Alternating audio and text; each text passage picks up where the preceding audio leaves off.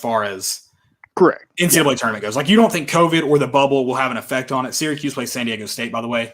Mm-hmm. You don't see like the bubble or COVID, less crowds, blah, blah, have any effect on this year's tournament. No, because I think those crowds, maybe like if a team like a 14 seed gets hot, maybe they're able to use the crowd. So I don't see you'll see hardly any of those. I think it affects the underdog more. Yeah. No COVID. All right, interesting. Okay, I just want to get your take on it. See what was. What's your take? Where are you going with that? I'm kind of in that boat. I'm also kind of in the boat of, which I think practices probably will look more normal in the bubble, right? Wouldn't you think? Like, everyone's kind of able to interact with each other, whereas like maybe protocol did it differently throughout the year. Like, maybe the bubble kind of brings more of a semblance of normalcy for basketball teams in the way they prepare for games. But if it doesn't, I think you could potentially see more of these upsets. I think it's probably then riding on kind of more, and it still depends on who's hot at the right time. So like, if we're going to sit here and go, could Colgate knock off Arkansas? Could a 14 knock off a 3? I mean, it's definitely dependent on who's, Colgate's not just going to magically show up and beat them just because of COVID year. Mm-hmm. But I mean, I think I'm with you. I just think it presents a new obstacle of being in one place. So there's no travel at all. Who does that favor? There's, practice has looked so different this year. Could teams come around more now that it's maybe looking a little bit normal? I don't know. I think it's just a very interesting topic that I don't know. I haven't heard it discussed a ton. On the podcast and the shows I listen to, like, I haven't heard it discussed, like, will the tournament be any different than the season? I think everyone's assuming it's going to be the same as the season, and I don't know if that's the case. Yeah, I'm interested to see, like, if there is a cancellation, like, what happens at that point. Well, I think you got to bring Duke in. I think Coach K's always got his team ready. I think there's a Final Four team that tests positive for COVID, bring in Coach K. He deserves it. They're like a gated community in a suburb of Indianapolis, just waiting on the call. Exactly. I think Duke or Kentucky would be a great fill-in. So just have them ready, have them on standby. I think it would be fantastic. But first off, I love that. I got to assume it happened by accident that Tennessee is in a bracket with 7 other orange teams. Is that right? Yeah, all orange. It's weird. 5. I'm trying to count right now off the top of my head. I thought there's 5 or 6, something like that. Did I count 6 without Tennessee? So 7 total. Okay. I thought it was Tennessee and 7 others, but 7 total. I think that's awesome. I don't know. Obviously has no meaning to the tournament at all, but it's fun. It's something to talk about. Yeah, it's the orange side, baby. Yeah, it's not like a dominant color. Like, blue's a dominant color. Like, you see a ton of blue teams. Right. But for to have that many orange team is pretty cool. Mm-hmm. Man, I thought that was Dr. Thunder that you're drinking. I was like, oh, always, man. baby. $1 from the. Oh, man. No, it's come been on. Sitting there for like years. I stay loyal. I stay strat. It's definitely flat. Yeah. Yep. All right, let's talk a little bit about kind of the I know it's a tournament. There's a lot to talk about. I know we're not going to be able to take it all in. Me and Landon both said it. We actually haven't – look at this. That's a blank, fresh, hot off the printer bracket. Untouched. I've got my pen and my highlighter here ready to go. That's probably what I'll do tomorrow. Yeah, no, well, we're going to do the handwritten brackets tonight, but I will get my, just in case I hit a hot streak. What if I get hot? I don't want to miss out on that. Is it $1 million in the ESPN bracket? It's a lot. I don't want to miss out. It's a lot more than hey, whoa, that Stimmy hit this week. Oh, yeah. So funny you say that, talk about the Stimmy, because we were at Sam's Club earlier, and Raven's like, man, TV sold out. That was the thing. It was like all these people were buying TVs, and Raven's like, are they having a sale on TVs? So we went and looked at every single one of them to see like if they just had some gigantic sale on TVs. And no sale. People were just using that Stimmy check on the new TVs. Yeah, no, I don't blame them. That's a good way to buy it. Yeah, it's a great way to buy it. Yeah, I'm gonna fill out the bracket though, just in case. What if I get hot in March? I don't want to miss out. just in case I get hot in March. Never I know. don't want to do it. Hey, what's up, Chris? Always good to have you on. Let's talk basketball. My guys.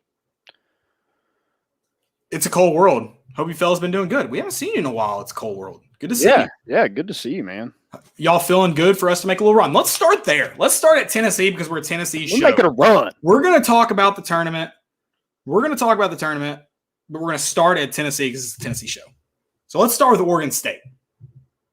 Friday afternoon. God, I had to double check because there's been so much talk about Oklahoma State, which is the most Tennessee fan thing ever. Like everyone's talked about Oklahoma State. We got to beat Oregon State first. Can Tennessee make a good run? I hope Oregon State didn't pay extra money for a check bag because they're going to be taking a trip back home pretty soon. How about that?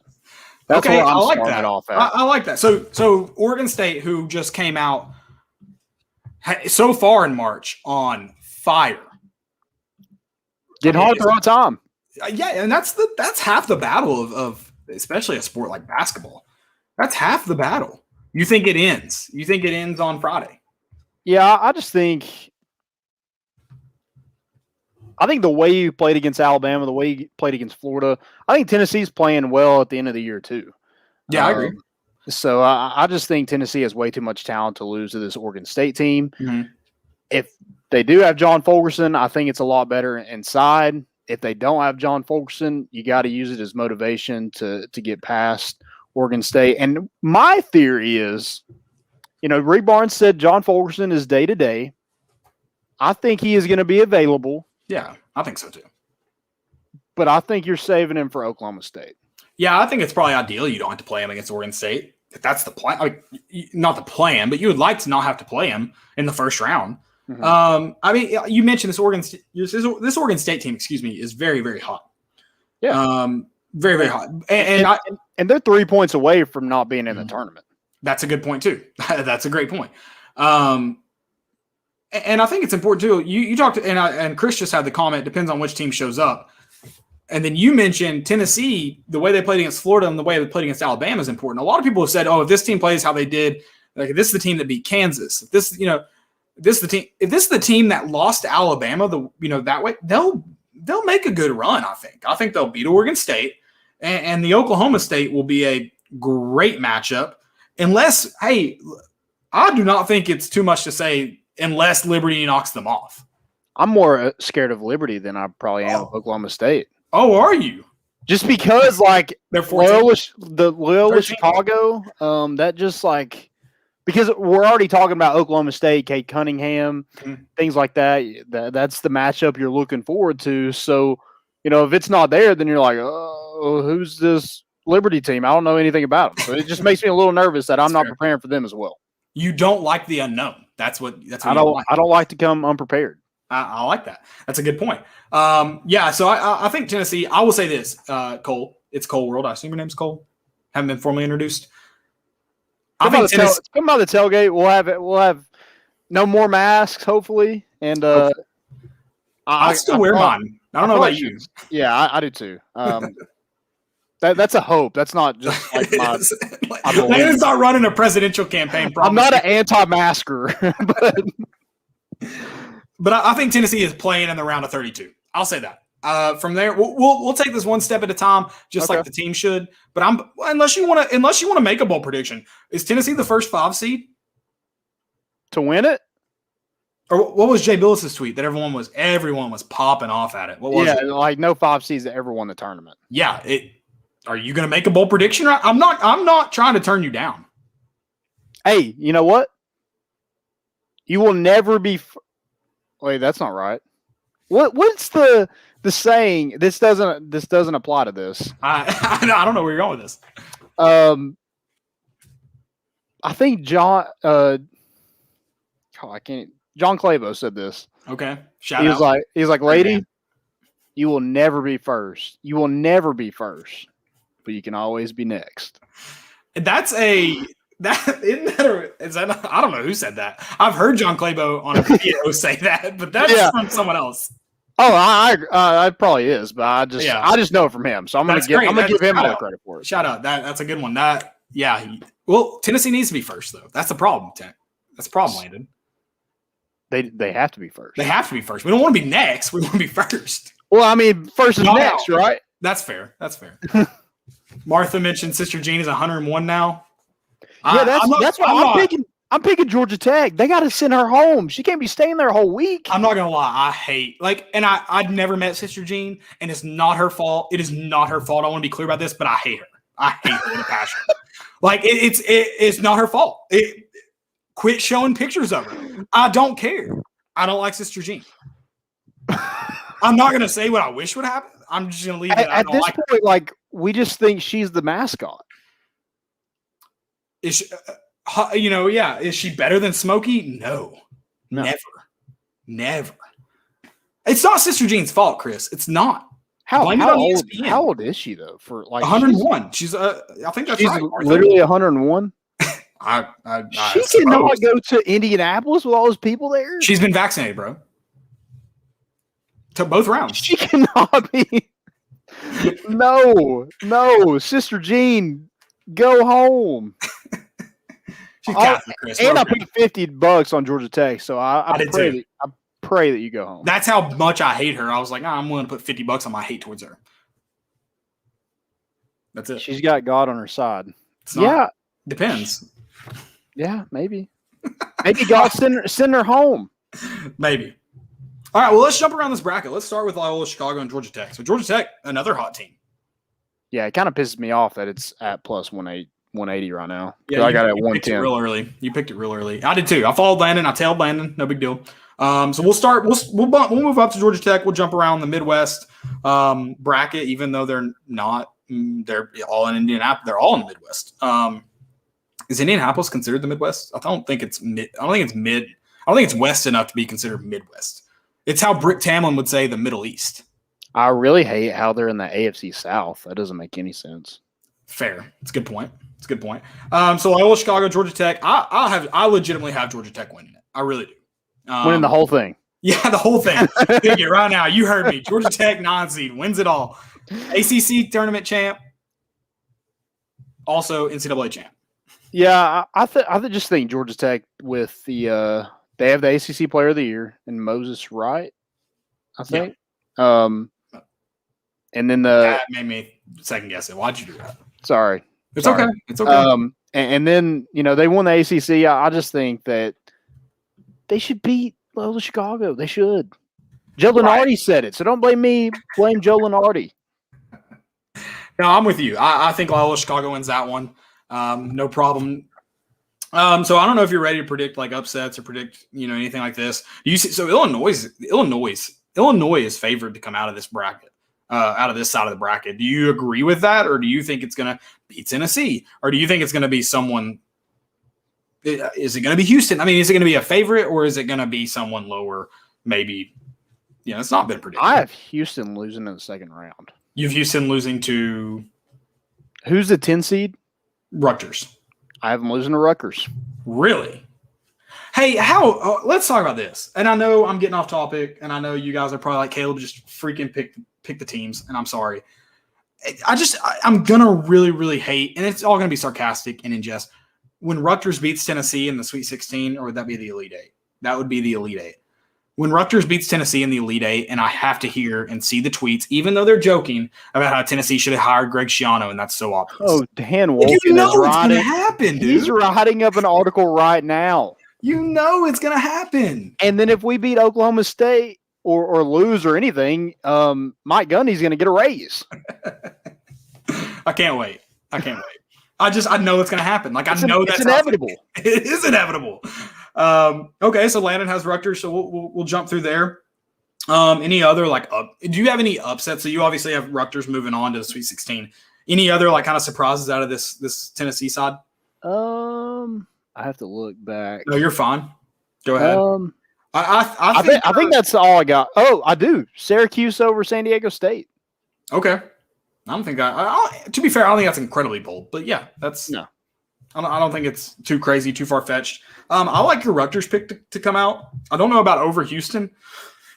I'll be honest, the only game I've watched of Houston's is that Houston-Cincinnati game, and they just dominated Cincinnati at every turn.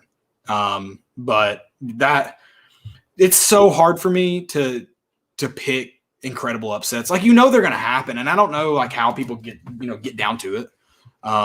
But it's so hard for me. So let's jump up to the South. We'll just go on we'll stay on the right side of the bracket. Baylor's the 1 seed in the South. Again, I mean, we can go game by game if you want. I had Arkansas as my favorite in the SEC tournament, and that was apparently really stupid of me. So do you have a favorite besides Baylor, or do you just see Baylor taking care of business like they did all year? Yeah, Baylor's my favorite to win it. That's probably who I'll pick to win the whole thing. Okay. I bet on them pretty often. They've always done me right. They're not like Iowa, who continuously just let me down, and I will never bet on them ever. So they're probably going to win it, but I'm not picking them. I think we've talked about it enough on this show. I think Baylor is a really, really good basketball team. So the hardest thing for me to do when I fill out a bracket, the hardest thing, number one, is picking out the upsets. I'm terrible at it. I can't do it. The next hardest thing for me to do is to put a 1 seed in the Final Four.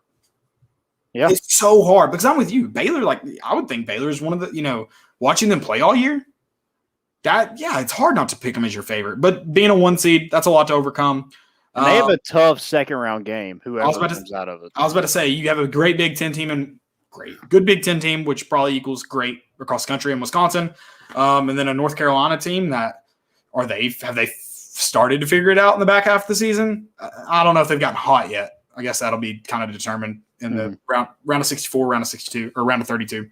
But I mean, I think there's a lot of tough teams in that side of the bracket when you talk about Ohio State, Virginia Tech, Florida, Arkansas, Texas Tech, Purdue, Wisconsin, North Carolina. Like, Baylor's got a lot. Like, whoever they get is going to be tough to handle. So it almost makes me want to say Baylor. I'm with you. How can Baylor not be your favorite? But they are going to have probably one of the tougher times getting there because they're probably going to play one of the tougher opponents in each round. Mm-hmm. Yep. Yeah, I mean, that's the kind of bracket I would not want to be in. Right. Like ours is tough to a certain extent, but I think whoever wins between probably Illinois and either Oklahoma State and Tennessee comes out of that side of the bracket. I don't think it's Houston or Rutgers or Syracuse, West Virginia. I don't think it's any of those teams. Yeah, I would probably agree with you on that. I'd probably agree. I hate to pick Tennessee. I do, just because, I mean, I know how it goes. But, yeah, I'll probably agree with that. All right, let's jump over to the West, obviously with the number 1 overall seed in Gonzaga. I think a lot of people are on the fence about Gonzaga just because of the conference they play in, of the season they play. But everyone also knows the reason they're on the fence about it, because most people, it'd be easy to write it off. Like, that's Gonzaga. They're not going to do anything in March. But it's hard because you also know how good this Gonzaga team is. Obviously, they had a great November and December. And then you just know, like, there's so much talent on the court there. They also not as tough as Baylor's, in my opinion. Some people may argue it, but not as tough as Baylor's, but not a necessarily easy road to follow. The one I am curious to see in that second round matchup, you got to assume Gonzaga beats, whether it's App State or Norfolk State, whoever it is. Oklahoma, Missouri. I actually heard, who was it? Someone said they had Missouri as their underdog to make some noise in the tournament. And I assume if they mean make noise, they mean beat Gonzaga in the second round. Yeah, I like that. Like, I think if they're not able to, then, yeah, Gonzaga makes it out of that. Because I don't see – You think if they beat Missouri, they go on? They're in the Final Four? Yeah, I don't see Iowa beating them. Who's the 3 seed? I don't see Kansas. Mm-hmm. No, I'm with you. You mentioned those teams, Iowa and Kansas. Those are, like, if you have to face them, they're not going to be easy matchups, obviously. And that kind of – Virginia, I just don't see them being – right. I kind of am interested to see if Virginia beats Ohio. Yeah, if you get hot against Virginia, you can find yourself winning the game because they don't have a ton of offense. They taking that. I guess that's what we've done this past season. It's just play defense and hope for the best. Hope you play good offense at some point in the game. Yeah. But that Oklahoma Missouri matchup, I've got Missouri coming out. Don't have them beating Gonzaga, but I even think if Oklahoma comes out, I don't think that's going to be and it depends. It's kind of we mentioned it, what Tennessee team you see. I think it depends on kind of what Oklahoma team you see. Can they figure out whatever has left them in the last month? Because if they can, they're an incredibly dangerous team.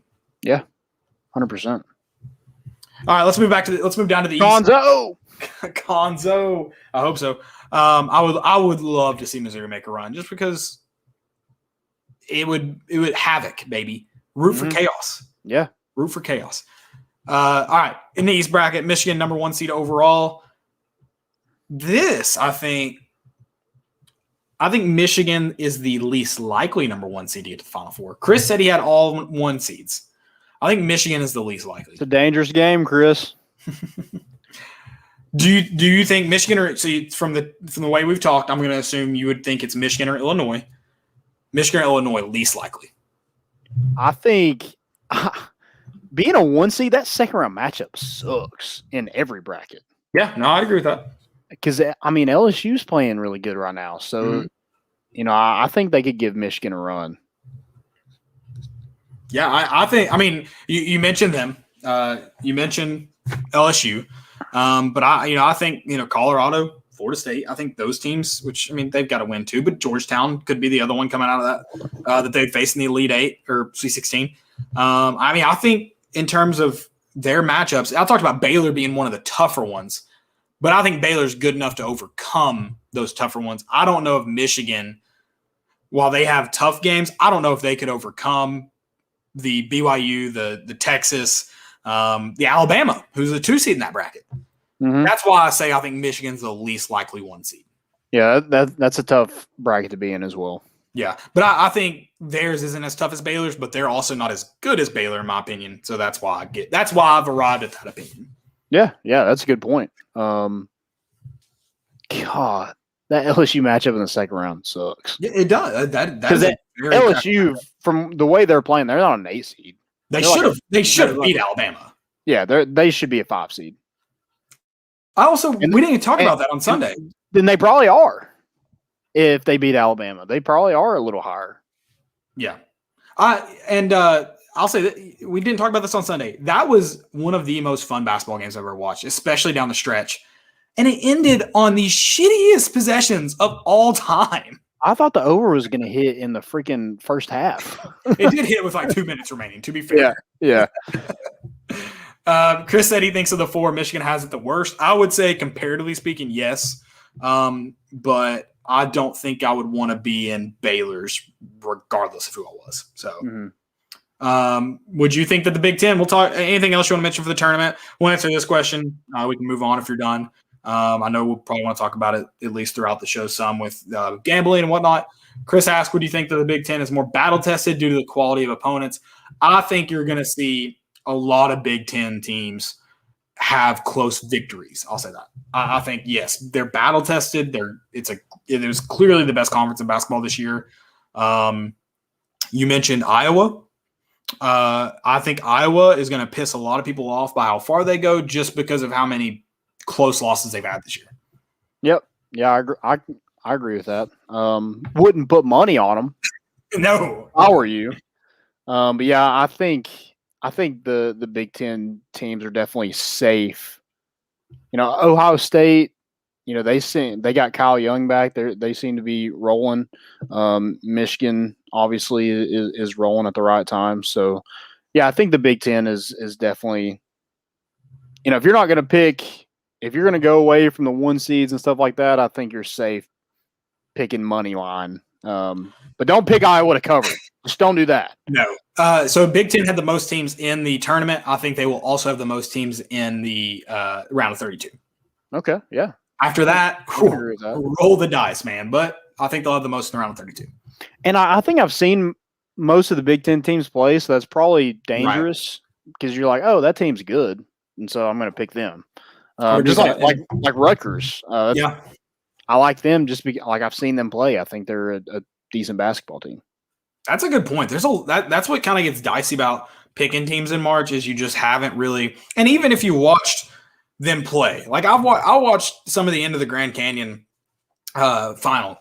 It's I didn't watch enough to have a good opinion of Grand Canyon University. No. Now, that's not me saying they may beat Iowa. I haven't watched to have a good opinion.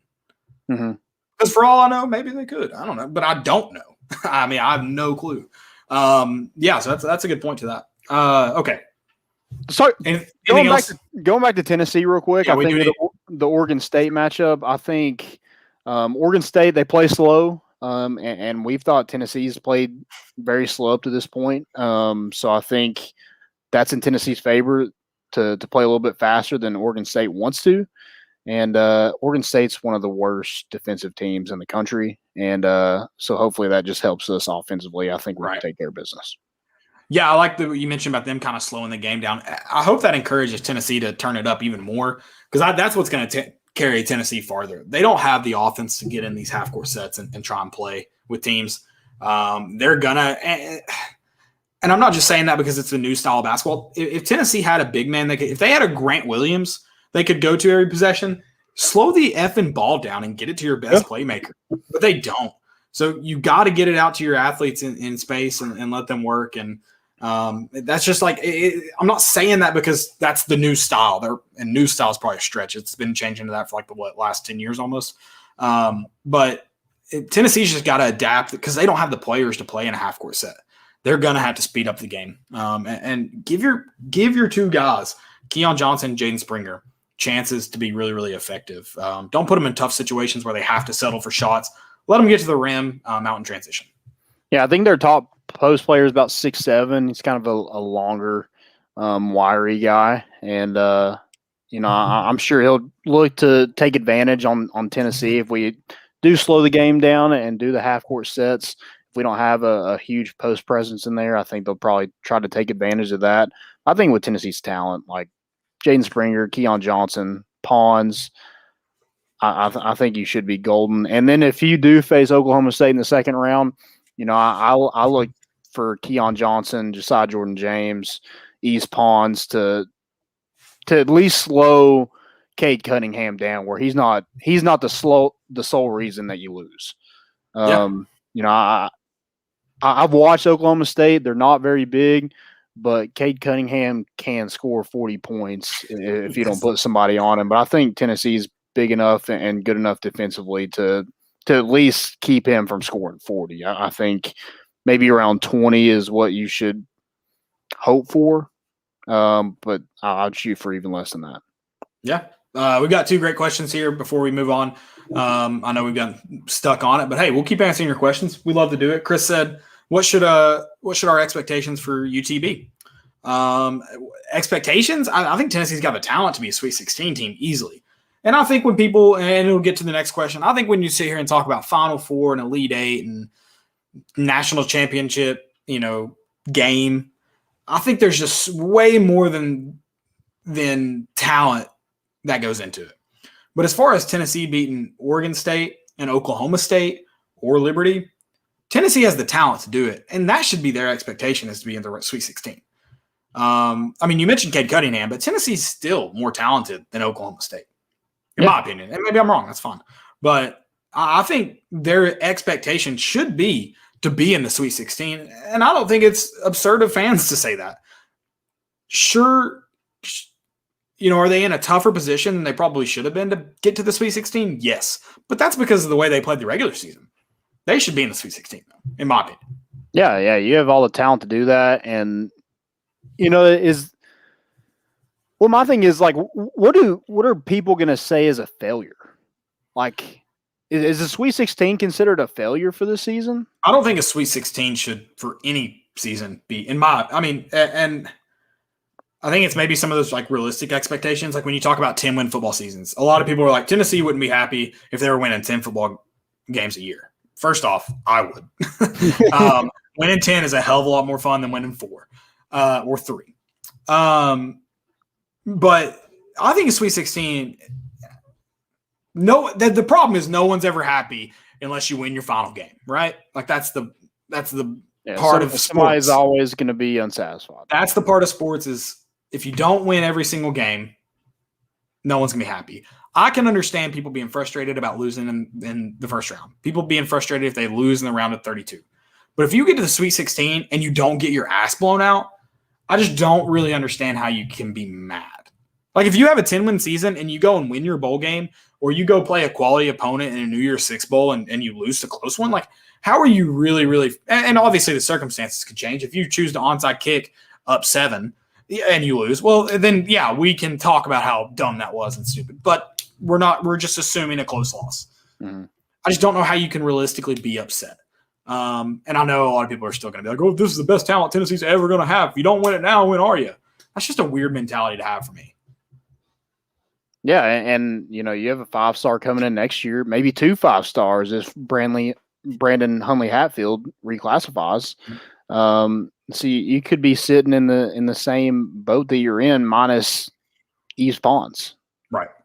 But you have a better scorer and Kenny Chandler, a better ball handler. So I could this be the most talent Tennessee's ever had? Yeah, but I would kind of lean more to that Grant Williams team. That team was maybe not more talented, better rounded, but they were a better basketball team than this team. Yeah. I do think talent-wise, Sweet 16 isn't a totally appropriate expectation. And being upset, like I'm not going to call for Rick Barnes' job if they lose in the round of 64, just because I definitely understand where Tennessee's at, or at wasn't the right word, but where they've been. But yeah, I think it's definitely a fair to be upset. Someone mentioned, I don't see the comment now, I don't know if it got deleted. Is this team a Final Four team still? I believe is how it was worded. Because that was projected, I guess, at the beginning of the year by some people that this Tennessee team was a Final Four team.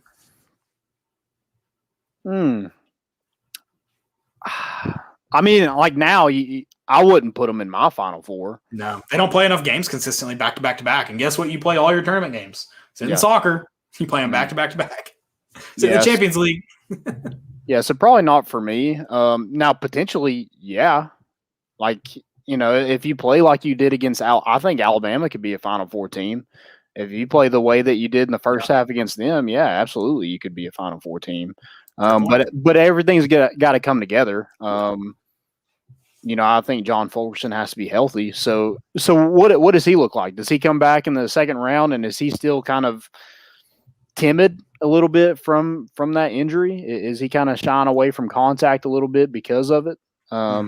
I don't know. I think there's a lot of factors that go into, moving on in this tournament. So if you said the goal is like we make it to the Sweet 16 and then we take it game by game after that, I think that should be I don't know if that's the mentality of this team, but that would be my kind of realistic expectation going into it. Yeah, and obviously, you mentioned it, take it game by game always. But yeah, I mean, you should have somewhere that you really expect to be. Mm-hmm.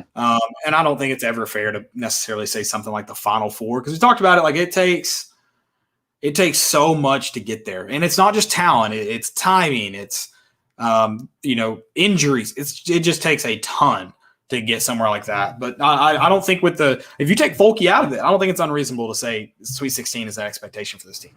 Right. I don't think it is. All right, let's talk about, speaking of Fulkerson, let's talk about Greg Sankey for a minute. He's tweeted this week. I'd like to note that. He's tweeted his little his scribble scrabble notes out. I mean, what a joke. What a freaking joke. He was there in person and saw it. Here's my question. Like, he got ejected from the game. How the hell is that not more of a suspension? What about targeting? You get the next half at least. That's what I'm saying. This man literally committed assault. Like, the first elbow was nasty. Let's clarify that. The first elbow was not pretty. The second one was downright dirty. Downright dirty. I mean, so I kind of want to throw this out here. So we had some players that got arrested on the football team for possession, simple possession. So what does that mean? What is simple? I don't know. What is simple possession? I really don't know. I just think it's weed to me is what it seems like. Yeah. But like you'd rather kids like beat somebody, pretty much commit assault on a court, in front of all these fans. Well, and for me, that's like the worst part of it is like it's one thing to just be like and I'm not saying the guys who got arrested are. I'm just saying like in general. Like it's one thing to be a shitty person off the court. Like when no one's watching. It's one thing to be a shitty person, to get in trouble for some of the things some of these guys got in trouble for. It's another thing to get caught on national TV being a shitty person. Yeah. Get ejected from the game. The refs were able to decide this was flagrant. This was ejection worthy. And Greg Sankey won't even speak up and at least say like, oh no, we're not going to give him any more punishment. He got ejected for the game. Won't even like back what you're doing, your actions. Yeah. I mean, it's like Omar Payne. I hope that, like, I know he apologized. I hope this doesn't ruin his entire career. I hope it does. But he could have ended Ferguson's entire career. I mean, when you hit somebody like that, your intent is to harm. Whoa. Are you comparing Omar Payne to that guy from Oklahoma that sent that dude into eye surgery for like 10 hours? I mean, like, when you throw an elbow like that without regard for anything, yeah. I mean, that's your intention is to harm. No, for like he was trying to hurt a player. Yeah. And I go back to what I said on Sunday before our show disconnected. I said it when Juwan Jennings got suspended for a half for stomping on a guy's face. Greg Sankey has no effing spine. No spine. Because you said when Juwan Jennings got suspended, when you suspended him for a half, you either admitted to one thing or the other. You either admitted that he didn't do anything, it's not worthy of a suspension, we're just doing it for looks, or number two, you're saying that stepping on someone's head is only worth a half-game suspension. Which is it, Greg? No spine. No spine. He's a coward. He is a coward. He is a coward. And Mike White is also a coward. You're just going to let a player play? Did we ever decide if he argued the call or not? I don't know. Okay, it's hard for me to go back and watch that because it's like, ugh. Like it's so bad, and it's not even like something you can even argue. Can we say this though? Danny White should not be responsible. I'm not saying I love Danny White or hate Danny White. Danny White should not be held responsible for anything his brother does. No, absolutely. Because if my brothers were held responsible for anything I did, they would effing hate me, and they don't. And that's so I don't think they do. They can comment. But yeah, so let's be clear about that. Also, a bunch of people were like, get him suspended. What the hell is Danny White going to do? Going to call Greg Sankey, be like, suspend him? You know what that would prove even more? That the dude has no spine. I just want him to have a backbone and make a decision, but he's too much of a coward. Greg Sankey. And at Greg Sankey. I don't know. Mike White, like, what are you doing? Like, Greg Sankey, like, he's a moron. He's been a moron. But Mike White, what are you doing? You just like a kid that's in your program. You just let him do something like that with any repercussion whatsoever. How do you play him on Saturday whenever they're supposed to play? I don't even know. Do you not lay awake at night just being like, man, that's a stupid ass decision.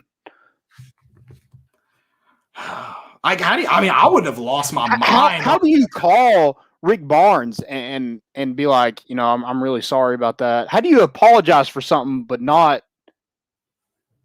whoa. He gave out any discipline for it? He gave a standing ovation to Fulkerson a couple nights before that. Yeah, well, pump the brakes. Dude, Florida, yeah, exactly, Chris. Florida's a bunch of scumbags. So is Greg Sankey. Go back to your freaking dungeon hellhole in Birmingham, Alabama. I think I know what the disciplinary action should be. You should be locked in a room with Eves Pons for, I like it, let's say 15 minutes. Eves Pons is too nice, though. Can we get someone meaner? Like, he's just too nice. Like, I know he stood up for Fulkerson, but that man's too nice, in my opinion, to harm someone.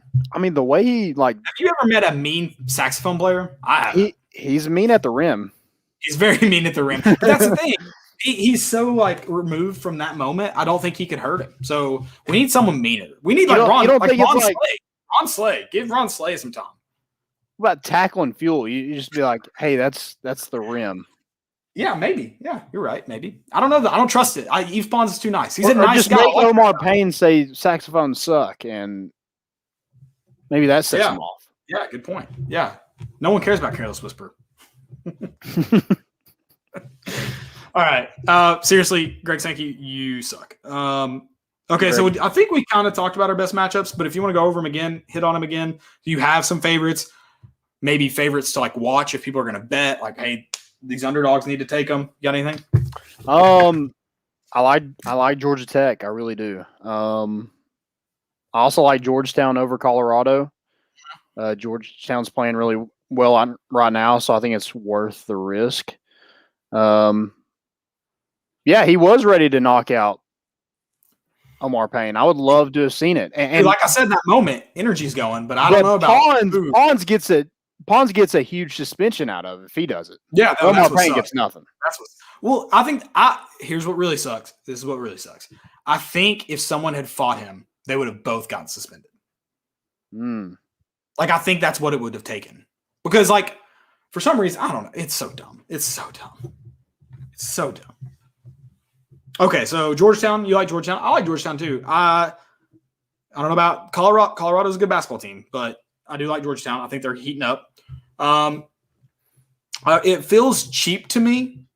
It feels cheap to me to say call Missouri over Oklahoma, 9 over an 8, an upset, but I think I'd take Missouri. Okay. Mm-hmm. Yeah, I'm gonna stay away. I've seen Oklahoma play. They've been good at times, so I'm probably gonna. I do like LSU, and I don't know what it's at now, but it was over the Bonnies.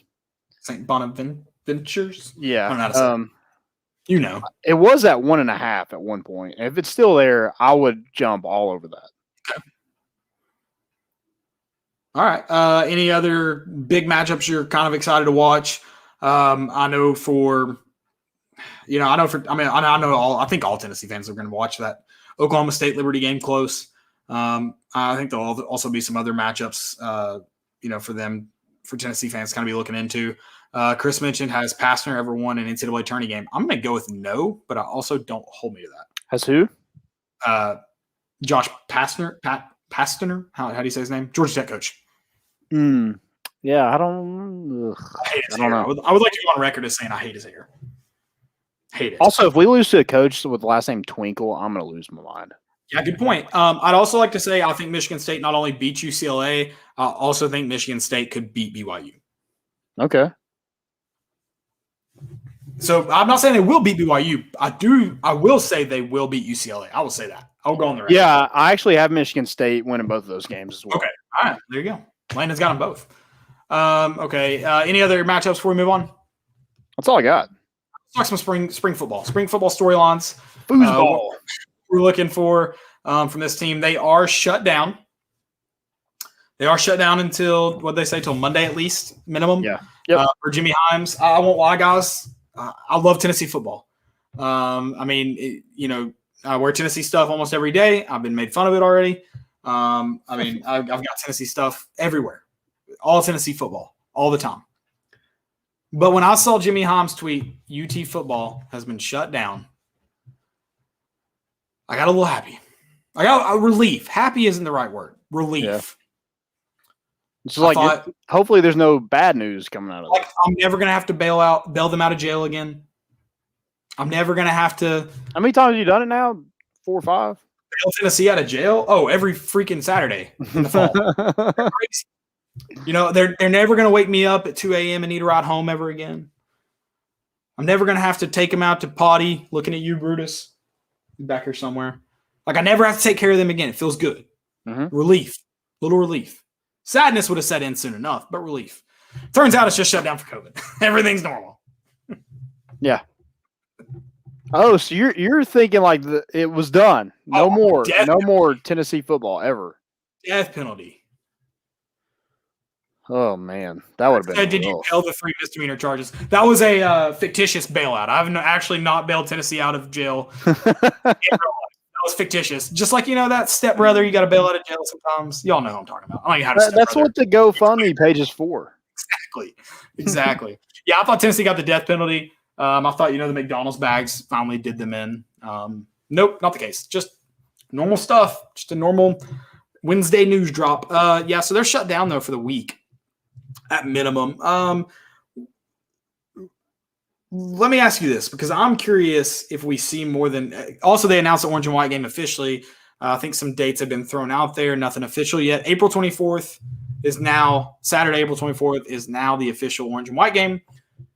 Do you think there will be a quarterback taking most of the one? I'm curious, first off, how Josh Heupel runs the spring game, but most of the one reps on April 24th.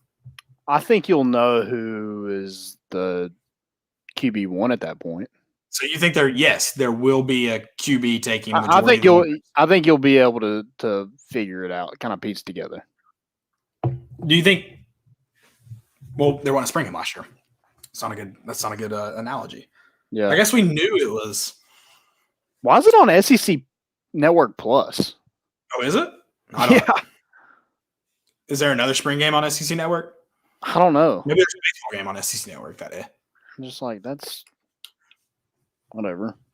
There could be a baseball game on that I'm day. sure that Alabama's is on ESPN like 8 times. So Yeah, no, for sure. I mean, they probably sold it out already. Nebraska definitely did. They can't. Well, to be fair, Nebraska, the only thing they have going for them is like consecutive sold out games. So you got to do it. Like you can't end that. If Tennessee fans had a record for like, because hadn't Nebraska had a sold out game for like the last 20 years? Something like that. Yeah, something like that. If Tennessee fans, if that was the case for Tennessee and they stopped doing that, I would hate every Tennessee fan ever. Yeah, so 100%. I think Nebraska's got to keep doing it. I think with this system and the QBs we have, I have doubts we won't know until the first game. I think it's possible. So this was what I was going to say. And I kind of agree with you to an extent, Landon, because Josh Heupel and a lot of the offensive coaches mentioned this, how they expect to have the offense installed by this spring. Mm-hmm. Yeah. So I kind of agree with Landon because they cater their offense, not entirely, but they will cater their offense. It's not necessarily right phrase or word. It's not necessarily like designed around the quarterback, but it's catered to the quarterback.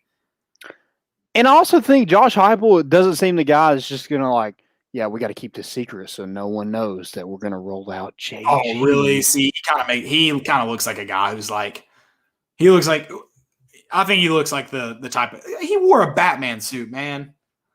I think he's like a week before the game. He's like, this is our starter. I would love that. If he does that, I mean, he'll have my full support. If he did it in the spring, I mean, maybe he learned something from Jeremy Pruitt. He's like, this moron didn't pick one and then just rolled out the worst possible scenario. Yeah, I mean that's a good point.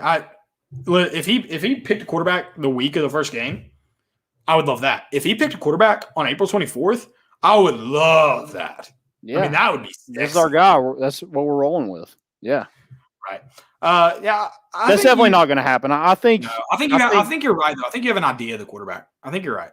Yeah. Not named, but I think you have a general idea. Mm-hmm.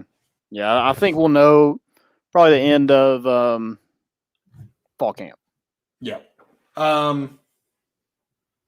Okay. Any other storylines you want to mention? Anything you're looking at specifically? Groups. I want to know like who all on the offensive line is going to be playing. Like I want to know like where people are, because this is a different offense. So you just can't be like a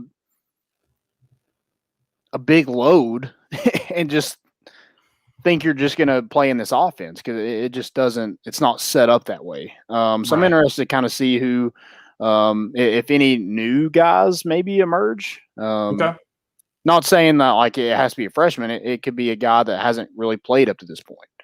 And who takes the spot of Brandon Kennedy, who takes the spot of Trey Smith, Wanye Morris, who's your left tackle. I think that's interesting to me. Well, you mentioned the size, offensive line, not so much they brought it up, but you did mention the size. I'm curious. Is there anybody you see on the roster that necessarily doesn't fit in this like that you're like, I would be surprised if they play now?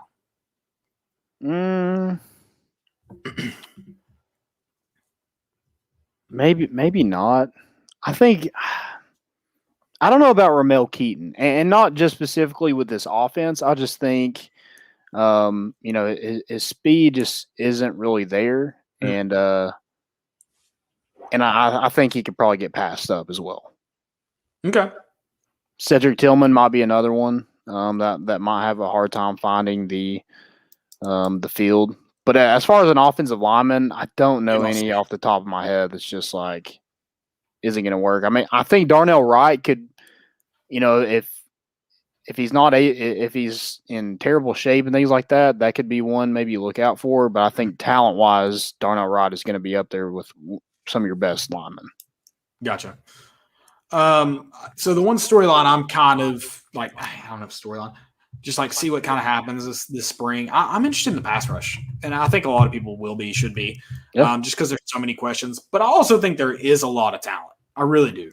Now it's definitely going to be like how they, not only how the staff utilizes the talent, but also, I mean, like what defense are they going to really use most of the time? They haven't. Tim Banks hasn't really said, and you don't really know. But I mean, I think you've got a lot of guys that can bring good pressure to the quarterback from some different areas. That's like Roman Harrison, Tyler Barron, Morvan Joseph. Like I think there's a ton of guys. There's some guys that can really bring some pressure. How they're going to do it and who's going to be, because I mean, let's be honest. Pass rusher feels like you don't really have like a good pass rush by committee. You have usually one guy who can really dominate, maybe some guys that can help. Yeah. You rarely see it done by committee. So who's going to step up and kind of be that guy, the guy? I don't know. We'll see.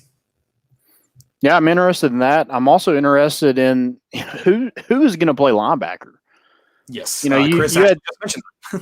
had two in the get arrested this week. So, I don't think they'll be kicked off the team or anything like that. I think it is what it is. You handle it internally and move on. Now I'm not saying it's right, but right.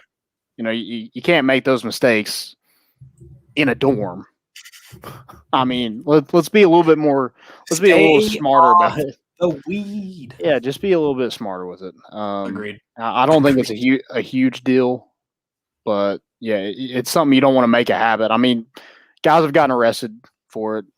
I think Jawan, he got arrested.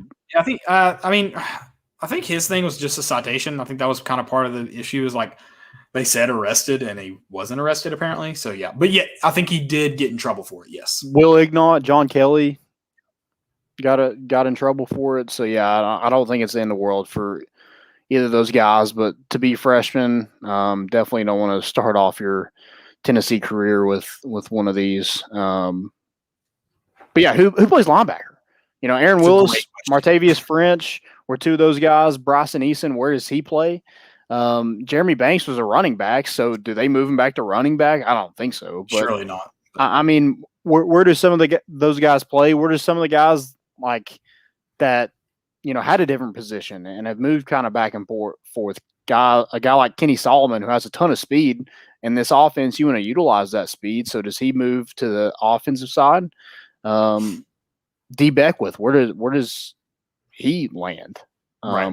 What position is he going to play? Is he going to be a running back? Is he going to be a tight end? Is he going to be a wide receiver? I think he's a ton of options. So I'm interested to kind of see where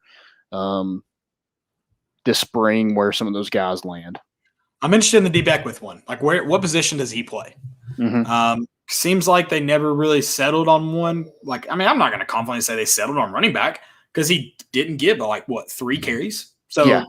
Kind of two of them went for first downs. Right. So kind of curious to see where D. Beckwith ends up. Definitely. I think especially in this offense, I think he could be utilized at 3 different positions, just kind of depending on where they see him as a need and where they think he fits best.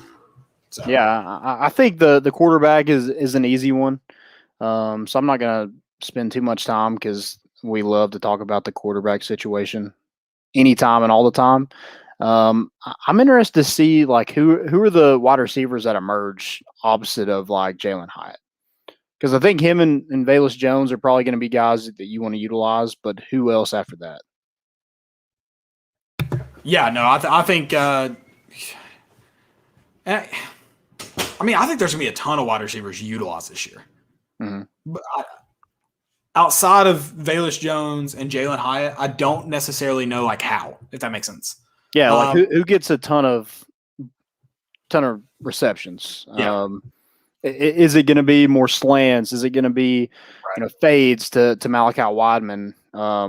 Who's utilized really in this offense and how they're utilized is something that I'm interested in seeing. And I think they will be. I don't think Josh Heupel's going to key in and zone in on two guys.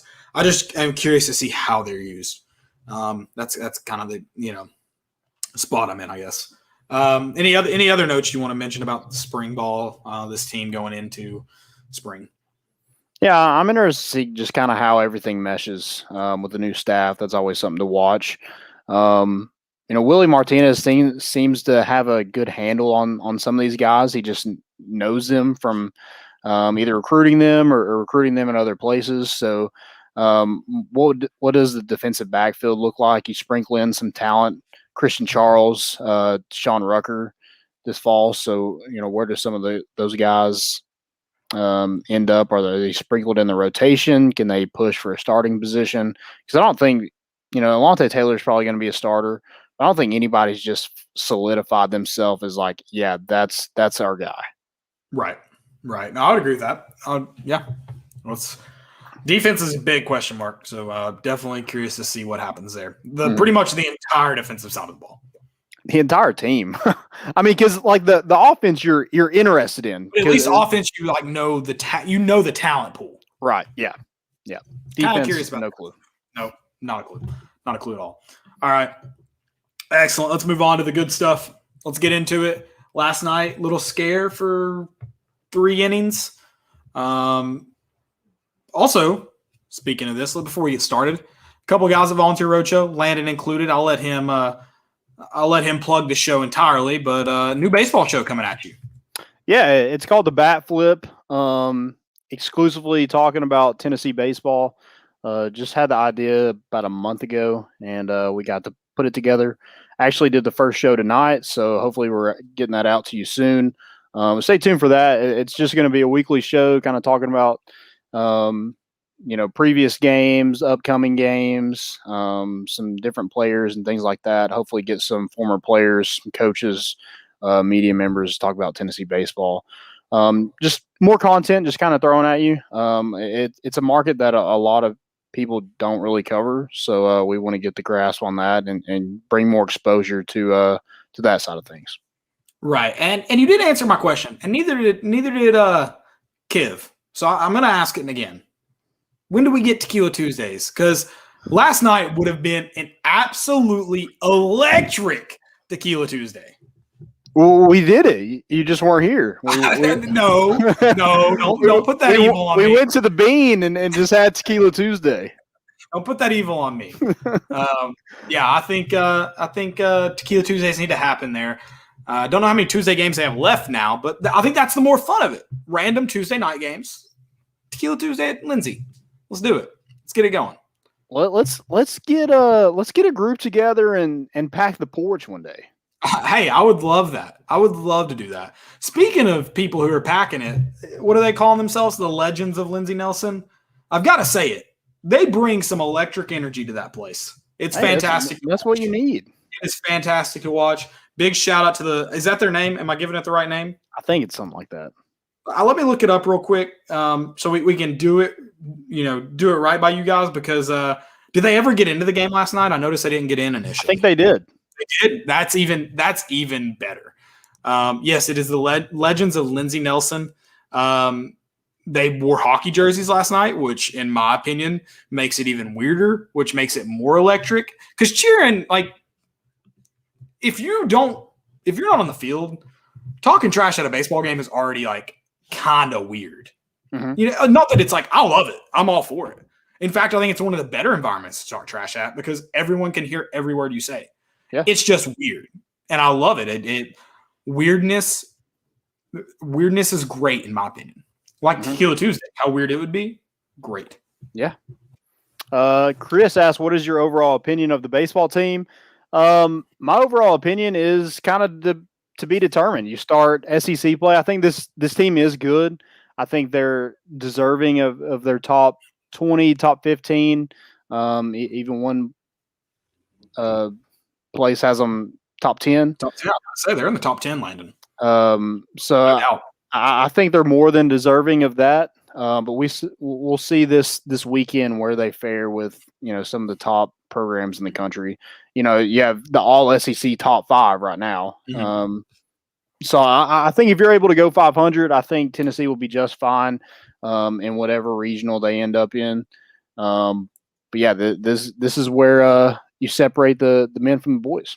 Yeah, I'm really, and not that Tennessee hadn't faced tough competition. I mean, it started off with a pretty solid series at Georgia Southern, Indiana State, obviously, and you talked about it how you were looked into it more. They were a pretty solid team. Tennessee actually split that series with them. And then Georgia State came in with wins over Georgia Tech and Vanderbilt. They got a win over Vanderbilt. They split the series with number 14, West Virginia. So I mean, just a really, really good baseball team, and you actually swept them. So I mean, this Tennessee team is definitely a good baseball team. Mm-hmm. Like you mentioned, though, SEC is just a different animal. Separates the men from the boys. Like it's going to be a grueling season from here on out. Can you do it? Can you do it for not just one weekend? Can you do it back to back weekends? I mean, it's kind of like that Omaha field because like these are the top pitchers, the top hitters in the entire country. So if you're able to survive an SEC schedule, it just helps you, in whatever region you get in. And then you kind of, control your own destiny at that point. So it's kind of like the March Madness field, just survive in advance. Yeah, is pretty much what you're doing come SEC play. But you got to win last night, and is it? I mentioned this on the bat flip earlier tonight, and is it a win that's gonna change your program? Absolutely not. But it's a win that you needed to gain some momentum to head into SEC play. Right. And it's kind of been that same thing where Tennessee's scrappy. They are, you saw the dugouts kind of come unglued last night. You see the swagger. You see Tony Vitello and how passionate he is jumping on the celebration after Beck hits that home run. I just like this team, and they continue to head in the right direction. And I think Danny White's, if he's smart, he would already have a contract written up, and I would almost want to do a lifetime contract because Tony Vitello is that special. No, I agree. I agree. And you mentioned would this be a win that solidifies or turns your program around? No, but the cool thing about this game, and they even played Austin Peay last week, 2 weeks ago. Mm-hmm. Those teams, in-state teams, lesser teams, however you want to say it, like they want to knock you off just as much as an SEC team on any given weekend. Like they want to get that win because it means a lot to their program. So they definitely, ETSU, I don't know much about Austin Peay. ETSU historically is a good baseball program, especially at their level. So that game meant a lot. You talked about how it got scrappy.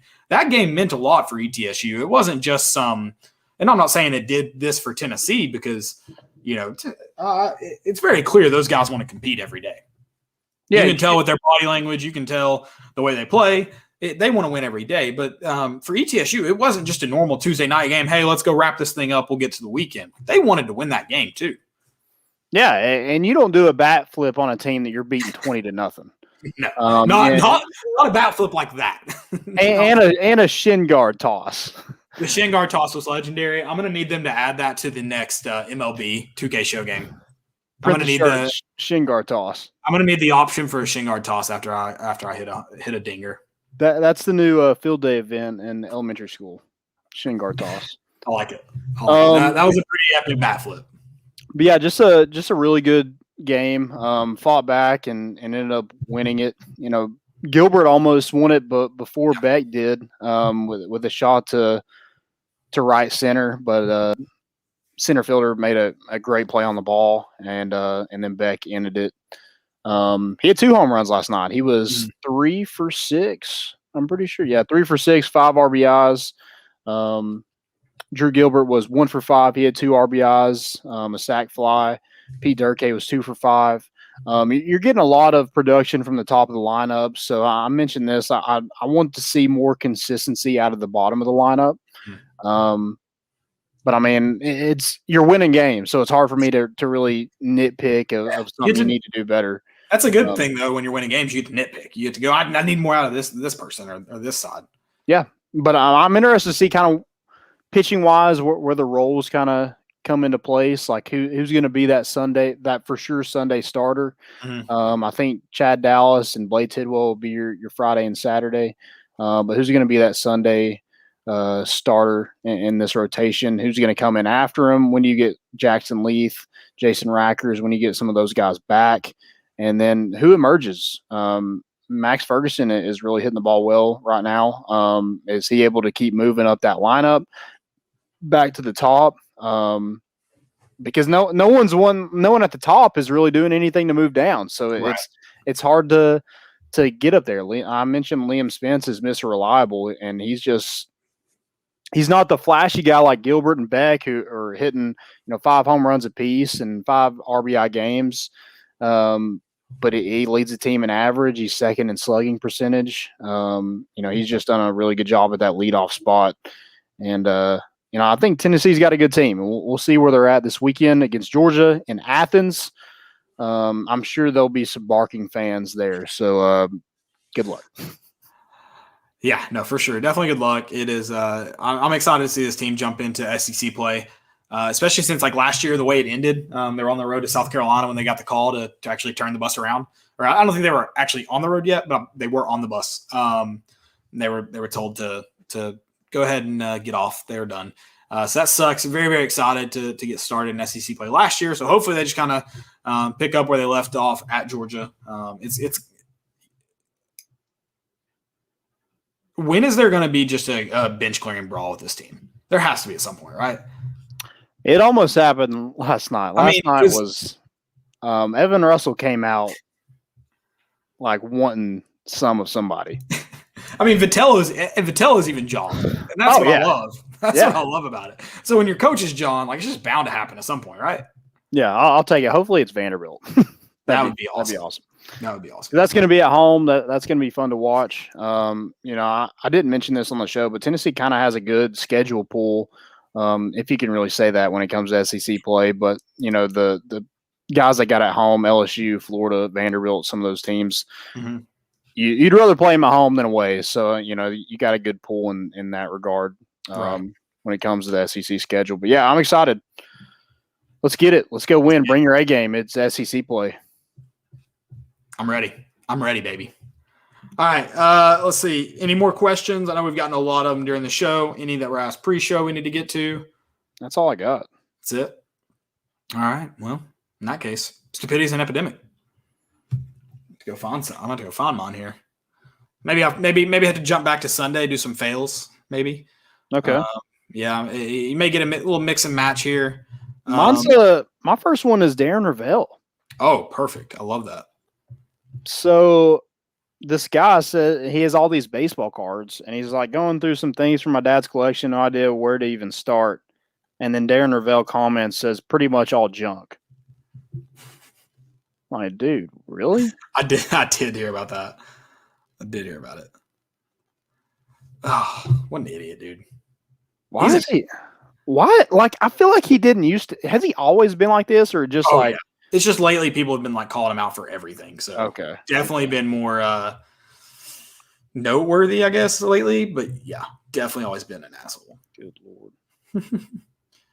I've got one. Did you see I'm trying to clarify which game it was in.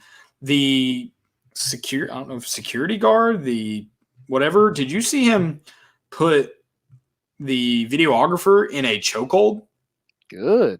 Because he thought, I guess he was breaking COVID protocols, but it was the team who had won the game. I'm trying to get who it was. It was their videographer, and he was like in the team huddle. So he came and drug him out of the team huddle in a headlock. Nice. What game was this? Taking your job seriously. I love it. I'm trying to figure out what game this was. It was a conference championship game. And he goes to get the celebration, the videographer does, and immediately gets put in a headlock. I love it. Yeah. And the team was not happy about it, by the way. That was the best part. No, the team was like, what the hell are you doing, man? Get out of our huddle. No, not to the videographer, to the guy that put him in a headlock. Oh, I know. Yeah. The videographer is here just, cashing checks, and here you are coming and ruining everything. I loved it. But I bet he got suspended. Probably. I'm trying to pull it up right now. I'm more pain. It was Dayton. Okay. It was Dayton's videographer. I'm trying to read. I actually haven't read the article. I'm going to read it here in a minute. Maybe later. I don't feel like reading it right now. Is that lazy? I don't care. It is what it is. I don't care. Wait. Chris said it was St. Bonaventure's. So the Bonnies? Was it the Bonnies and VCU? Oh, it was St. Bonaventure's, but it was a University of Dayton student. So it wasn't the team's videographer. Oh, okay. Yeah. Interesting. Like, dude, will you chill? Also, I love that we practiced in Vanderbilt's gym. Oh yeah, they're not using it. No, they don't need it. We should have We should have driven to Lexington on our way to Indianapolis. Oh yeah, practice in Rupp. That would have been great. Would have loved that. This isn't stupidity, but I just want to throw it out there because I don't have any more. But did you see where the TSSAA is moving the football championship to Chattanooga? Yes, love it. We talked about it. I still think it should rotate, but I love that it's going to be in Chattanooga. Just give us a new place. I mean, Tennessee Tech, thank you, but you ruined your welcome. It was a long time coming.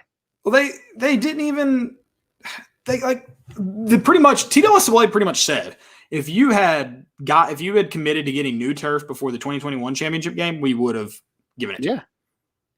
I mean, like all the money that brought in, like where was it going? Because it wasn't going to the stadium renovations. Yeah, no, very dumb. Chris said, "Why not Nashville?" Nashville didn't bid. No one else bid this year besides Chattanooga and Cookeville. So it was going to one or two places. I'll drive a little bit farther to Chattanooga. Dude, I would much rather go to I might go to a championship game at Findlay than I would a championship game at Cookeville. And I don't mean like if Sal Doyle made it. I mean like I may just go to a game. Yeah. But I mean there's more places there's more to do. There's like more places to stay. Exactly. Yeah, it'll be a better overall experience for everyone involved. So that's definitely exciting. Yep. It was can't wait. Hopefully South Doyle does make it too. That would make it even better. Be cool. Very cool. I don't think I have any more stupidities. I did have one more. Again, probably more so a fail, but we didn't get to do them on Sunday. So let me get to it real quick. Maybe. This one actually came the other day. So I don't know, whatever you want to call it. UNT assistant. I don't know who that is. UNT, University of North Texas. North Texas, maybe. So you've seen all the complaint about the food, right? Similar to the NBA bubble food. Yeah. He said it's only 1.5 days of hotel food until you get your COVID results. Then you can order from outside for your teams. Our players are so grateful for what we have. You can't say you come from the struggle and complain about free meals. First off, the NCAA is literally going to make $1 billion from the March Madness. They can pay. They can pay for good food. I agree. Those meals look like absolute dog shit, like terrible meals. Second off, I 100% love that last line because all these players have been posting all year long. Y'all don't know where I came from, where I'm going, blah, blah, blah. And so I love the line because it's just like, dude, you always say you come from struggle. Like, why can't you struggle a little bit longer? I love that line. I think it's awesome. Struggle's real. I love it. You can't say you come from struggle and complain about a free meal. That's awesome. Love that line. Think it's all silly. Yeah, you think you struggle? Have you watched the entirety of The Last Chance U? No, I'm on episode 4, I think. I think I'm on 5. Okay. This might be my favorite season, which is really good. I didn't think I'd like basketball more than football. It's pretty good. I like the coach a lot. Yeah, I do. Yeah, he's not just like an ass. I think it's really, really interesting because I know we probably both feel the same. I'm sure there's people listening that feel the same. It's very easy to like hate's not the right word, be annoyed with coaches who treat players the way he treats Oh my gosh. Peasants. No, what is his name? Buddy Stevens. No. The head coach, I don't even know his name, treats the one player. Mosley. Doesn't he? Yeah, the way Mosley treats really good dude that's a Wani, maybe. Joe Hampton. Yeah. Joe Hampton. It is very, very interesting to hear him like in interviews talk so like honestly about him. And then you get to kind of see like how he handles him away from the team. Because if I just saw how he handled him with the team, I would not like him. Yeah. So it's very, in my opinion, very interesting to hear him interact with him away from everyone, and then also to hear him talk about why he handles him the way he handles him. Not saying I necessarily agree with it, but I definitely respect it more, like knowing all that. Yeah, he's just like, dude, I'd love to play, but you're taking time bomb. He's like, what do you want me to do? Right. No, it's really good. So yeah, if you haven't started it, I recommend it. I think it's really good. Absolutely. How good is Joe Hampton? Speaking of that, like he is really good, and I know he had a good year for. Where was he at? Long Beach. Who went to Long Beach? Oh yeah, he went to Long Beach State. He ends up at Long He Beach. had a pretty good year. Okay. Yeah, I think he had a couple games where he had either close to double doubles. I'm just interested, like, how he ended up at this junior college. Because, like, he's from Oak Hill and went to Penn State, so he's like the opposite side of the country. It sounds like he maybe ended up in California, or maybe heard about Mosley and heard about East LA, because it sounds like he reached out to Mosley. Yeah. Saying, like, because Mosley said it. He was like, yeah, you can come play. Like, maybe he moved from out there to Oak Hill, and yeah. Do you know where he's at? Where he's from originally before he went to Oak Hill? Mm-mm. I know if he's from Virginia or what, but yeah, I doubt it. I'm sure he's from somewhere else. Probably. He's freaking good though. Also, KJ is really good. Freaking hoop. He didn't go anywhere big either, did he? He's at USC, I'm pretty sure. Oh, I think he ended up. Yeah, I think he ended up at USC, but I don't think he played this year. Okay. Yeah, I think he maybe arrived like a little bit later. And then I don't know the guard. Who's the mixed guard? Deshaun.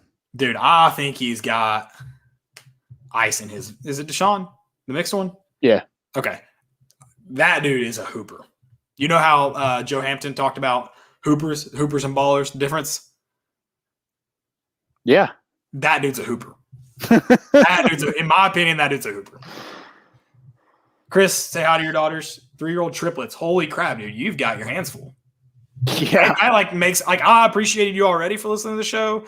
The fact that you find time to listen to us even more, shout out. You're awesome. Yeah. Awesome. Tell them we said, hey, I'm glad you're raising them right. Exactly. Listen to more important issues, cry and whine about Tennessee athletics. Yeah, it's nice. I forgot. Oh my gosh, dude. I forgot. No green, no victory hat. Get the out of here. I'm struggling, man. I'm on spring break. Are you wearing that for bat flip, or was it you keeping it strictly business over there? What's the? Yeah, I'm going like business, professional. Okay. So. All right. I respect it. So guys, always appreciate y'all listening. Chris, appreciate you and the kids listening. Love it. Y'all are awesome. Always. Guys, it's getting close to spring practice. You know, this week we got the NCAA tournament. I hope y'all win a ton of money with the locks, best bets, whatever you call them. And, hopefully Tennessee baseball gets the weekend series against Georgia. So be on the lookout for that. Go check us out on Twitter. And we're bringing the boat in, and we out.